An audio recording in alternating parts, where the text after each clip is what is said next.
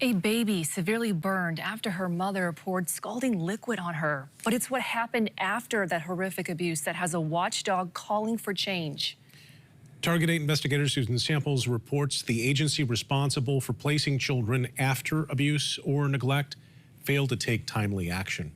The Office of the Child Advocate, which investigates the child's welfare, the state's child welfare system, found failure on the part of DA Blodgett St. John's home. But the state-funded watchdog is careful to note its reports are not intended to place blame, but to highlight concerns over how the state handles child welfare and recommend ways to fix it.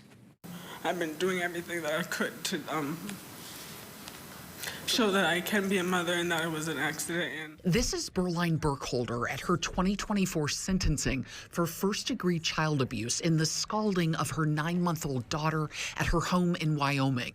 The judge called Burkholder's actions deplorable and sentenced her to at least 4 years in prison. Pouring scalding hot liquid on a 9-month-old child with burns so extensive they're hard to describe. The child was placed in foster care and her parents' rights terminated. But it's the failures that came next that are documented in this report by the Office of Child Advocate, mandated by state law to review actions by Children's Protective Services and agencies like DA Blodgett St. John's. The OCA uncovered what even the state admitted was a significant delay after relatives in 2 different states expressed interest in taking Burkholder's baby in. Certainly, the delay, in my opinion, is unconscionable. Defense attorney Brandy Thompson represents parents in CPS cases, which gives her an inside look at system failures like this one. While Burkholder's child sat in foster care, the OCA found DA Blodgett took 6 months to submit paperwork to the other states to start vetting those relatives. And in one case, there's no documentation the process was ever completed. When you're dealing with children, especially younger children like this, stability is key. You've got children that are being placed in the foster care system. You have family members that are looking to take placement, that want to have the child.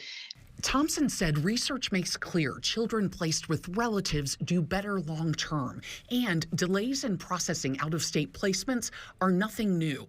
The Office of Child Advocate reported it had just notified the state of delays, one as long as 15 months, in 3 cases handled by other placement agencies.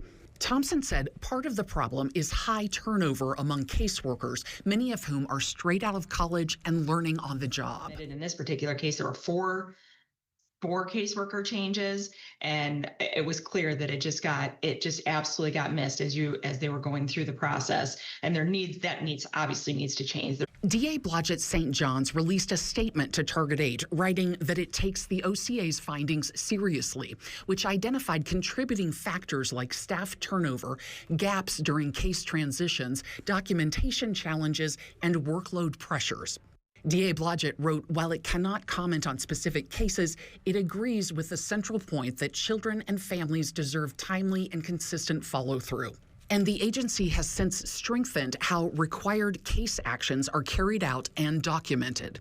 As for the baby girl scalded at the hands of her mother, her current placement is confidential. The OCA report, a rare look inside the system that serves the most vulnerable among us, children. I do understand the mistake I made with hurting my daughter, and I've been trying everything in my power to show that it was a pure accident.